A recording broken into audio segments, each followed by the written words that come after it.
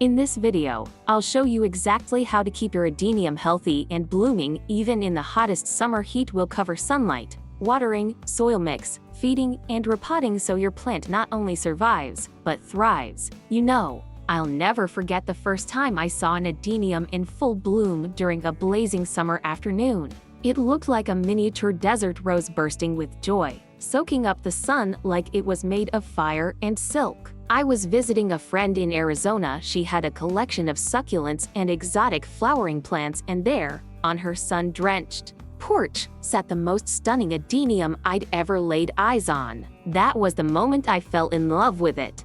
And maybe you've had a similar moment too, or maybe you're just starting your journey with this magical plant. Either way, if you have an adenium, especially during the summer months, there's one thing you absolutely must know. Summer can be both a gift and a challenge. Let me share what I've learned through years of nurturing these little desert gems. Through trial, error, and a whole lot of sunshine. These are the 5 essential summer care tips that keep my adeniums healthy, thriving, and blooming their hearts out. And I promise, once you get these right, your adenium will reward you with blooms that look like tiny explosions of joy. 1. Sunlight. Give them what they love, but gradually. Adeniums are desert dwellers. They love the sun. But here's the catch. If you've been keeping your adenium indoors or in a shaded area during spring, don't just throw it out into the scorching midday heat. I've made that mistake before, and believe me, sunburned. Leaves are not a pretty sight. Start by giving your plant a few hours of morning sun. Then, gradually increase exposure over the course of a week or 2. By doing this, you let the plant adjust without shocking it. Think of it like slowly introducing your skin to sunlight after a long winter. It's exactly the same for adenium. By midsummer, your plant should be enjoying at least 6 to 8 hours of direct sunlight daily. Just avoid that brutal 2 p.m. sun if you live in an area where the heat becomes excessive. In places like Southern California, Arizona, Texas, you know the drill. Even desert plants need a break. 2. Watering. Timing is everything. Now this is where many plant lovers slip up, including me. Once upon a time, adeniums don't like to sit in wet soil. They're built for dry conditions, but summer's heat can trick us into overwatering. The rule I live by now is this: water deeply, but infrequently. I wait until the soil is completely dry, and I mean bone dry, before I give my adenium a thorough soaking. And I always do it in the early morning or late evening. Never in the middle of the day when the sun is raging. Water plus heat equals steam equals root damage. Simple as that. Also, remember, adeniums are storing water in their thick, chubby caudex. So trust the plant's natural ability to survive dry spells. If you're unsure whether to water, it's often better to wait another day than to water too soon. 3. Soil. Think light and fast draining. This tip saved my adeniums more times than I can count. Regular potting soil just won't do. It holds too much moisture, and that's a recipe for disaster, especially in summer.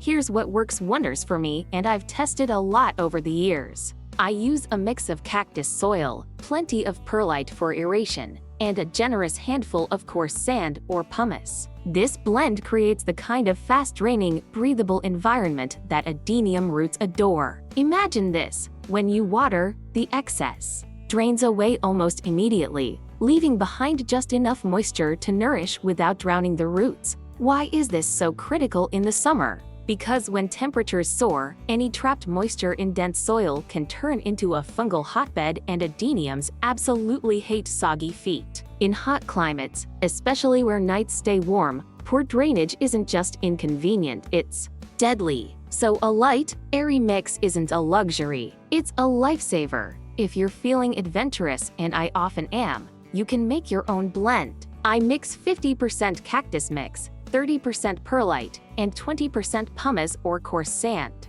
That gives my adeniums the light, airy environment they need to breathe and stretch their roots without risk of rot. 4. Feeding. It's bloom time, baby. Summer is growth and bloom season for adeniums. This is when they wake up, stretch, and show off. So it's also the time to feed them, but wisely. I use a balanced fertilizer with a slightly higher phosphorus content, something like 10 to 30 to 10 once every 2 to 3 weeks. Some great options you can look for include Bloom Booster by Miracle Grow, Schultz Bloom plus 10 to 54 to 10, or Jack's Classic Blossom Booster 10 to 30 to 20. These formulas are designed specifically to enhance blooming and root strength. Just remember, I always dilute them to have strength to avoid burning the roots. Less is more here. We're feeding, not overwhelming.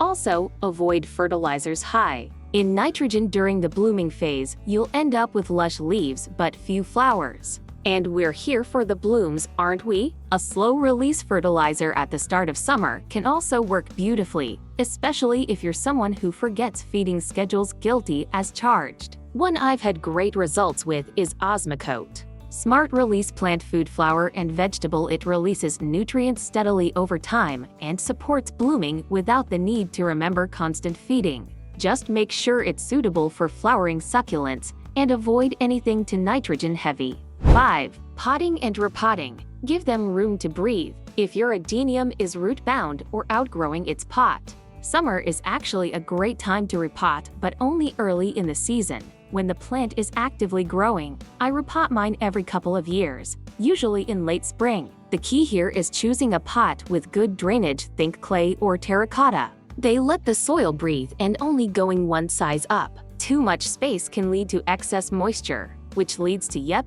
you guessed it, rot. When repotting, gently remove the plant from its pot and take a moment to really look at the root system. Healthy roots should be firm and light in color, often white or light tan. If you see any roots that are black, mushy, or have a foul smell, those are signs of rot and should be trimmed away carefully with a sterile knife or scissors. After trimming, I always dust the cut areas with a bit of powdered cinnamon. It acts as a natural antifungal and speeds up healing.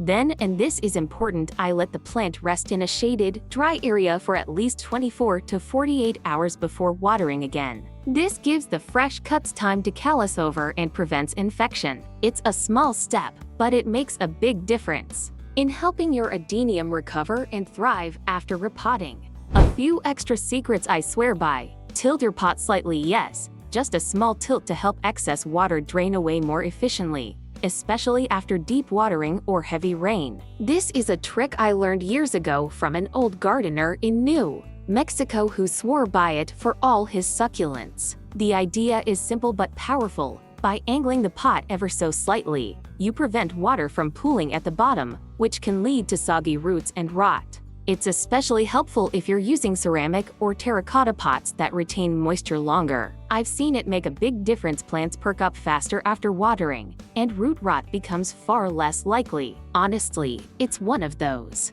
tiny adjustments that quietly works wonders. Don't miss the leaves in summer. I know it might seem like a nice, cooling treat for your plant, especially during scorching afternoons, but resist the urge. Misting creates a thin layer of moisture on the leaves, and when combined with high heat and sunlight, it becomes the perfect breeding ground for fungal spores and leaf burn. Adeniums don't need humidity on their foliage. They thrive in dry air. If you want to give your plant a boost, focus on proper root watering and airflow, not surface moisture. Protect your adenium from heavy summer rain, especially in humid or tropical areas where sudden downpours can drench your plants in minutes. Adeniums are not built for prolonged wet conditions. Their thick roots and caudex are designed to store water, not sit in it. If rainwater collects in the pot or tray, it can lead to suffocation of the roots and rapid onset of rot. What I do during rainy spells is either move my potted adeniums under a covered porch or patio, or use a simple plastic canopy or garden umbrella to shield them.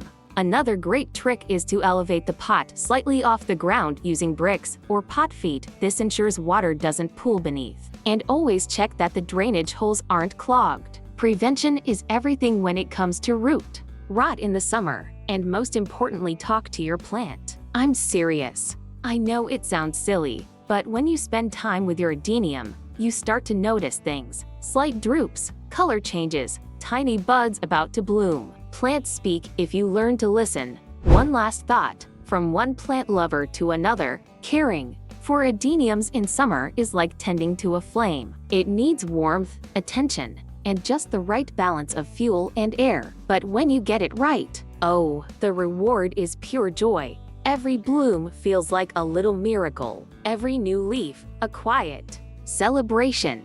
So if you're ever unsure, just come back to these 5 tips: sunlight, watering, soil, feeding, and repotting. They've carried me through blazing summers and taught me more than I ever imagined about resilience, not just in plants, but in life too. If this helped you, don't forget to hit the like button and subscribe to the channel. There's so much more green magic to share, and I'd love to have you on this journey with me. With sunshine and soil under my nails, your plant-loving friend.